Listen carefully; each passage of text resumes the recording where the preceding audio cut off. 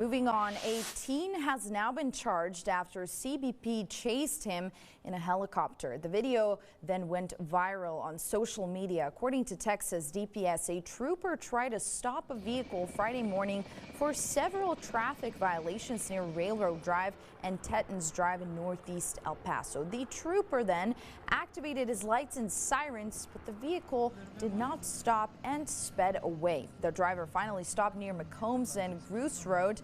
A CBP air and marine helicopter assisted the trooper and DPS in the pursuit.